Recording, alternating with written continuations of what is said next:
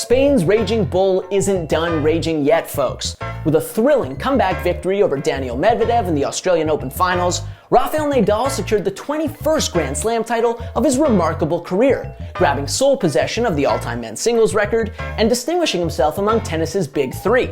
All of a sudden, Nadal, whose legacy seemed likely to get overshadowed by his iconic peers, and whose future in tennis was up in the air as recently as a few months ago, may be poised to finish his career with tennis's most hallowed record.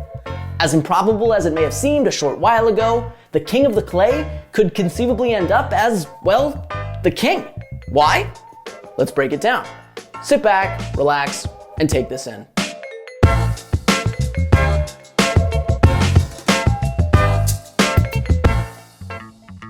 Coming into 2022, the vaunted Big Three, Nadal, Roger Federer, and Novak Djokovic, were locked in a three-way tie for the all-time men's Grand Slam record, with 20 apiece. Fun fact, those three legends have won 61 of the past 74 Grand Slams, and 18 of the last 20.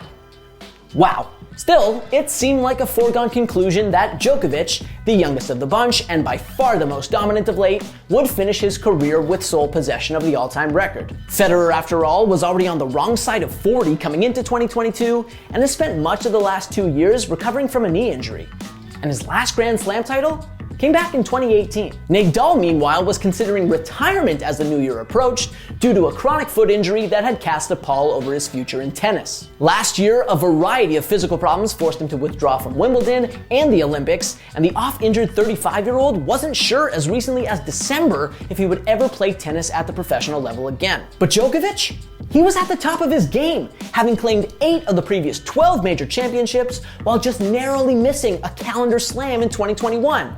That's when you win all 4 Grand Slam titles in a calendar year. Well, cut to the end of January, and Djokovic's ostensible lock on the all-time record is very much in jeopardy. While it's safe to say that Federer, who turns 41 in August, is likely out of the running, Nadal suddenly looks like a decent bet to wind up with the most major titles in the history of men's tennis. Djokovic, after all, didn't even play in the Australian Open after refusing to comply with the country's vaccination policy. Not only has he consequently fallen behind Nadal on the all-time leaderboard, but his unvaccinated status could keep him off the court for the foreseeable future. France recently passed a tighter COVID vaccination policy that could bar Djokovic from playing in the French Open in May.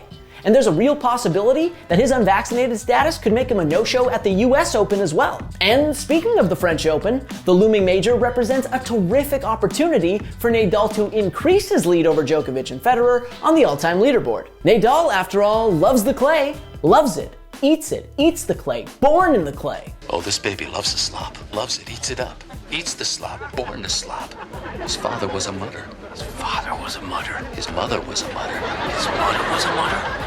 What did I just say? Of his 21 Grand Slam titles, 13 have come at Stade Roland Garros. Nadal has also won 4 of the last 5 French Open titles. Now, could Djokovic overcome a potential 2-title deficit and yank the record away from Nadal? Of course he could. The recent controversy notwithstanding, Djokovic is still the #1 ranked player in the world. And he's said in the past that he could play until he's 40. His mantle should get plenty more crowded before he hangs up his racket. Let's not presume, however, that this is just some last hurrah for Nadal, who came into the Australian Open as men's tennis's 6th-ranked player. He's only a year older than Djokovic after all, and despite the litany of injuries he's dealt with over the years, his grueling 5.5-hour battle with Medvedev, the miracle in Melbourne, showed that he still has the skill and the stamina to beat the best players in the world. What? Did you think Novak would cruise to the all-time record or something?